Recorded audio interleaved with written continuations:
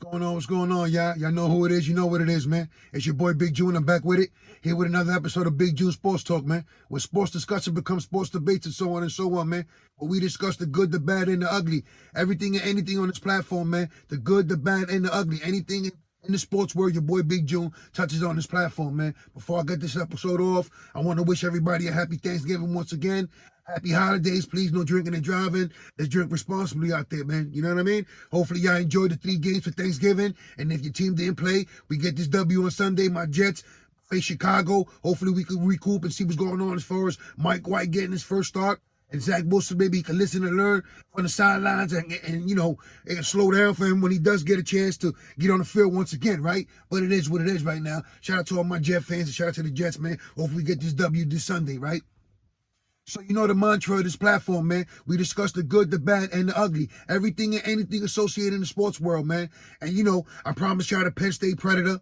And, you know, unfortunately, this is like one of the episodes and one of the topics that exemplifies what I'm talking about when I say the good, the bad, and the ugly. Everything and anything in the sports world, right? Like certain things and topics and places and people, you know, they get a pass. I mean, not a pass in general or in life or through the courts, but it's just a pass through the court of opinion, right? Like one time you say what you got to say about the situation, about the person, about the topic, and then you never hear from it again, right?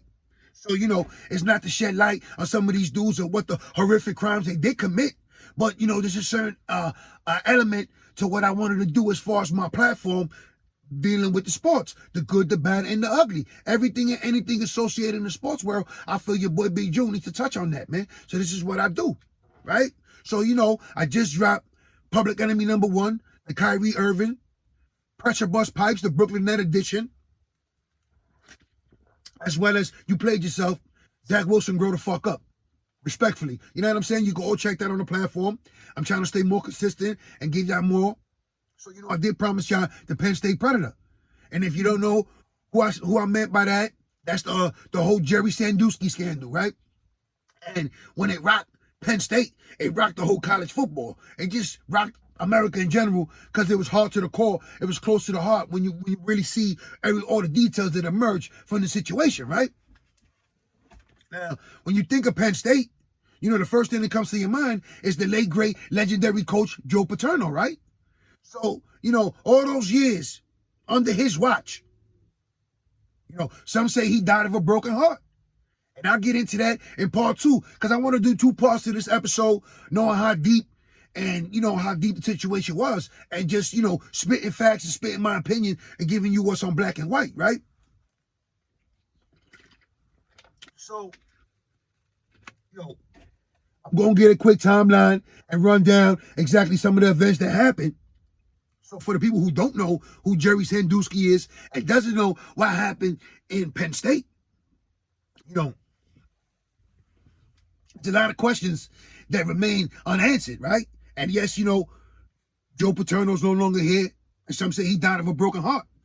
Once some of the wins were vacated and, you know, he was stripped of certain shit as far as the wins and the championships and bowl games and stuff of that nature, right? And again, I'll get into that. But this is really more into an introduction of what was going on as far as Jerry Sandusky, right?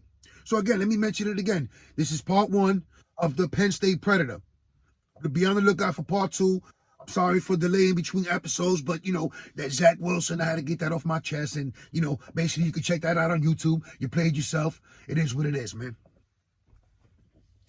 Well, without further ado, Jerry Sandusky, born January 26, 1944, convicted serial child molester, incarcerated at the State Correctional Institution, Laurel Highlands. Earliest release date, October 9th, 2042.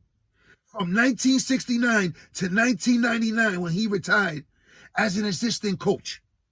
Sandusky served as defensive line coach in 1969, became linebackers coach in 1970, and was promoted to defensive coordinator in 1977. So now let's slow that down. Let me repeat some of the stuff I just gave y'all. Convicted serial child molester, incarcerated at the Correctional Institution, Laurel Highlands. Earliest release date, October 9th, 2042. October 9th, 2042. Right? Sandusky, 30 years in the Penn State University family fold, right? 30 years. From linebackers coach to defensive coordinator. He worked his way up through the ranks.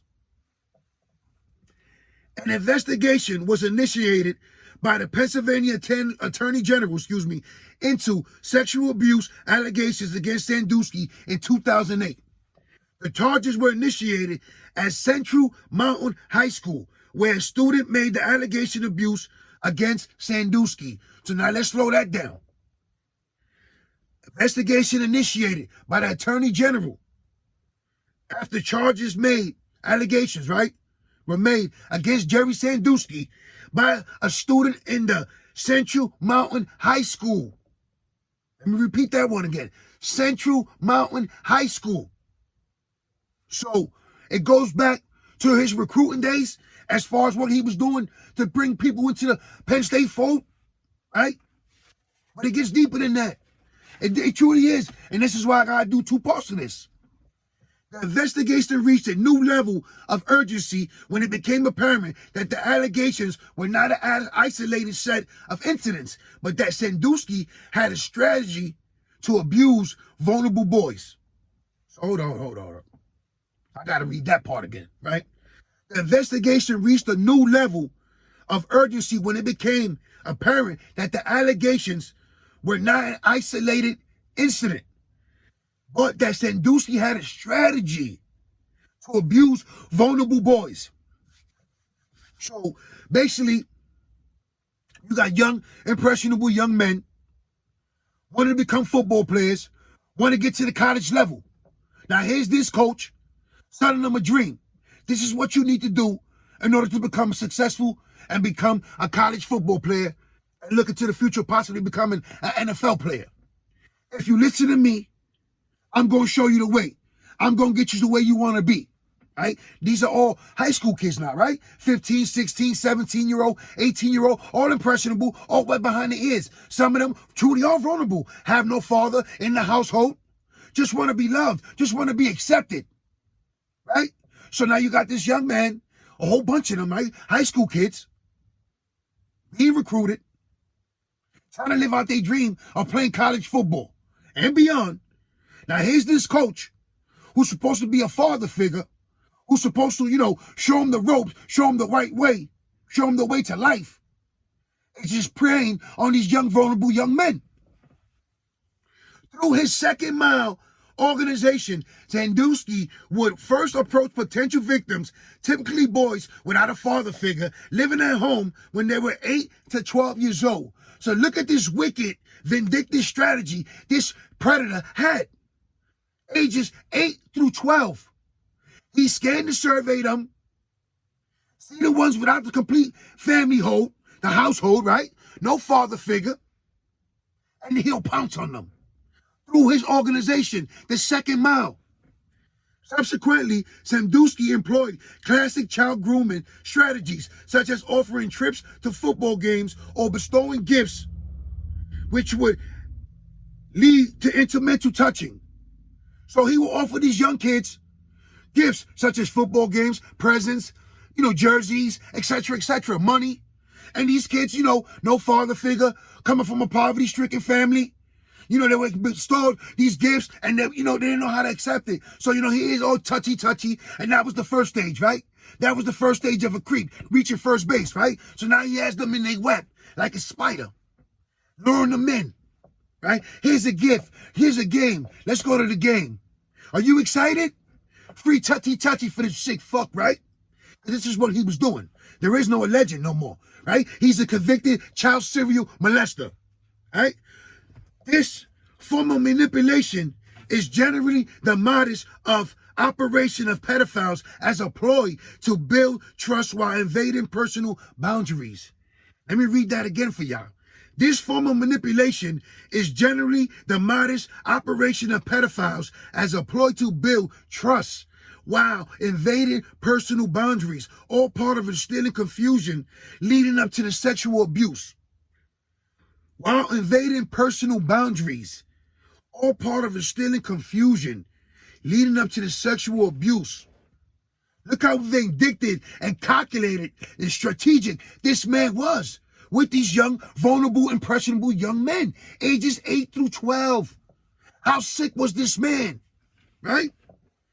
Eventually, Sandusky often initiated overly sexual behavior in the showers. The testimony of one victim who said he was forced to play with Sandusky's testicles and erect penis when he was 8 to 10 years old.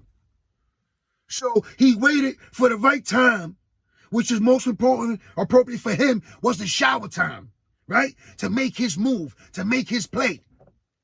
The testimony of one victim who said he was forced to play with Sandusky's erect penis and testicles from the age of 8 to 10 years old.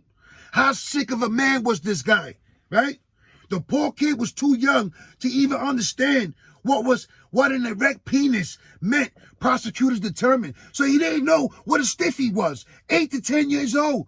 An innocent young boy getting abused, molested by this sick fuck who preyed on these young kids from a football standpoint. From a football standpoint.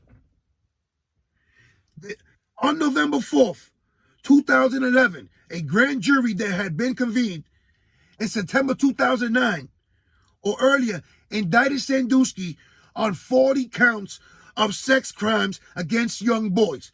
So a grand jury who had convened came around after 2009 and indicted Sandusky on 40 charges of sex crimes against young boys.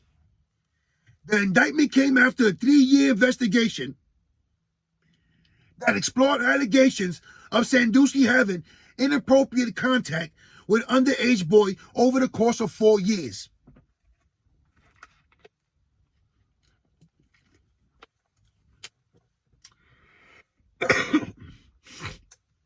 So November 4th, the grand jury drops the hammer on Sandusky.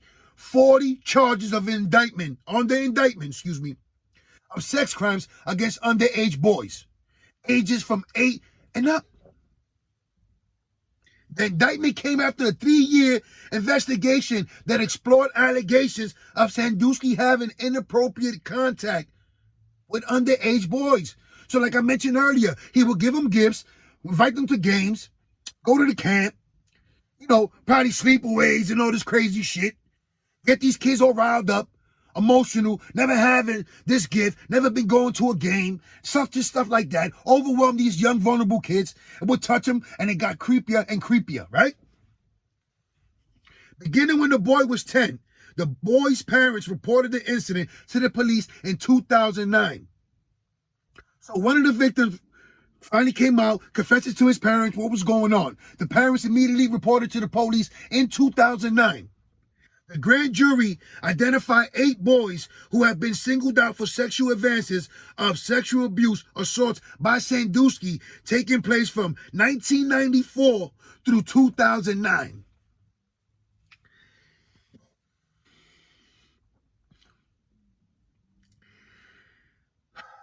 I don't want to get too worked up. I don't want to get too overly excited and all that. Your boy Big June has been in prison a couple of times. So I've seen how child molesters are dealt with. And, some would say rightfully so, it is what it is. But let me repeat this part again, right? The grand jury identified 8 boys who have been singled out by Sandusky for sexual advances, sexual advance assaults from 1994 through 2009. So let's do the math on that gap. That's 15 years alone of Sandusky being a predator to these young boys. Now, the $1 million question, and I really wanted to save that for part 2 because it's more like a Q&A or just me reacting to the whole situation after I give it to y'all, right? But let me carry on, man.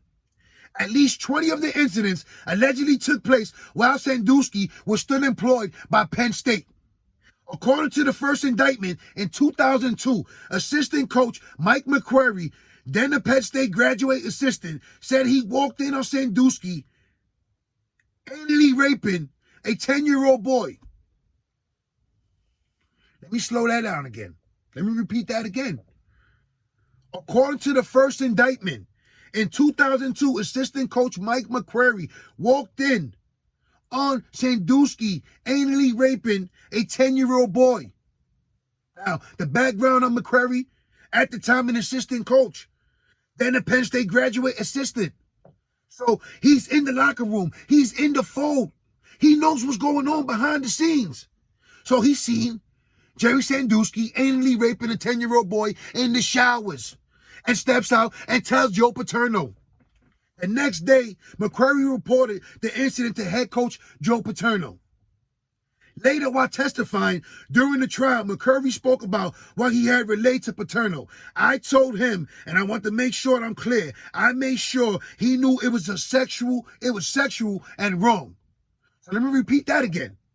Later, while testifying, McCrary said he spoke to Joe Paterno and told him, and I want to make sure that I'm clear, made sure he told him he knew it was sexual and it was definitely wrong. So after McCrary sees Jerry Sandusky, sexually anally raping a 10-year-old boy, he immediately reports it to Joe Paterno. Makes it clear of what he saw. So now, that's the $1 million question, right? There's no way that Joe Paterno didn't know what was going on. Like, if you dig deep into the players who have come from Penn State, who were there when Jerry Sandusky was employed, from linebackers coach to defensive line coach to the defensive coordinator. That's a 30-year span that man roamed the sidelines for the Penn State Nittany Lions under Joe Paterno's watch. How did he not know what was going on? Especially after assistant coach Mike McCrary spotted and saw Jerry Sandusky anally raping a 10-year-old boy. How did Joe Paterno not know? How did the people, the boosters, the administration, everybody in the offices did not know that Jerry Sandusky was preying on innocent young boys, ages 8 through 12 and up? How?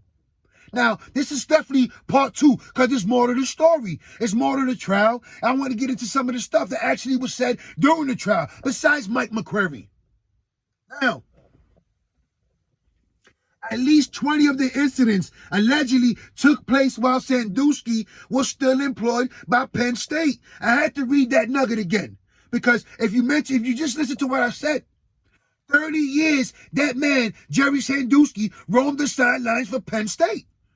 As a linebackers coach, to the defensive line coach, to the defensive coordinator from 1969 to 1999. This serial child molester roamed the sidelines for Penn State. Had an organization called Second Mile, where he preyed on young boys, where he wheeled them in, where he offered them and lavished them with gifts, games, money, etc., etc. How wicked, how conniving was this man? How vindictive and wicked is this man? His motives, his moves, for all them years, without a peep being heard, until Michael McCrary and these young victims started stepping out and stepping up and speaking up. I mean, I'm going to get more into the indictment.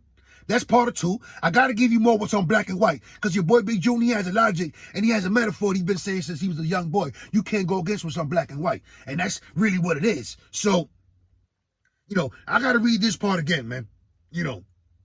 According to the first indictment, in 2002, assistant coach Mike McCrary, then a Penn State graduate assistant, said he walked in on Sandusky anally raping a 10-year-old.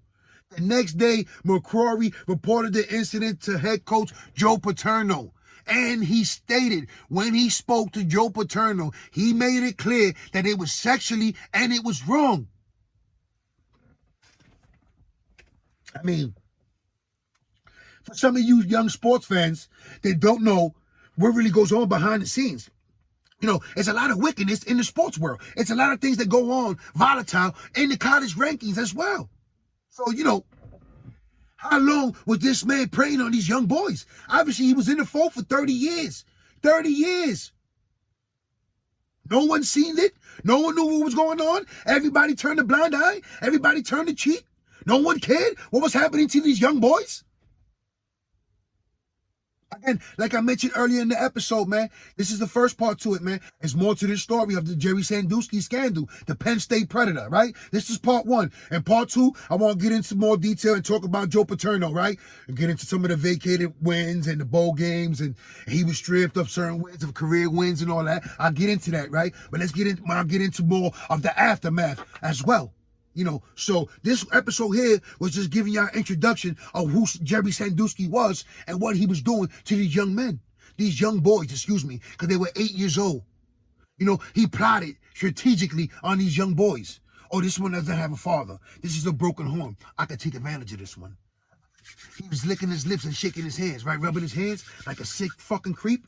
It is what it is. There's no way to go about it, right? And I say it all the time. On this platform, we discuss the good, the bad, and the ugly. Everything and anything in the sports world, I touch on this platform, man. So again, you know, sometimes I get emotional. I get real high strung and I get hyped when I do some of these episodes and I'm giving y'all what I research, man. This is what it is. Also, you know, this is from my Smokers Lounge podcast days on my audio. Shout out to Anchor app, you know, like y'all can check that. It's still on all major platforms, man. And also, you know, like I mentioned, you played yourself, the Zach Wilson Grow the Fuck Up episode. Pressure Bust Pipes, Brooklyn Net edition, Public Enemy #1, the Kyrie Irving edition. You know, your boy B. June trying to stay more consistent with it. To all my family and friends out there in New York, stay safe, stay sharp, stay blessed, stay alert. Happy holidays, happy Thanksgiving. Please no drinking and driving. Family and friends in the pen. Y'all day coming, man. I'm out of here, man.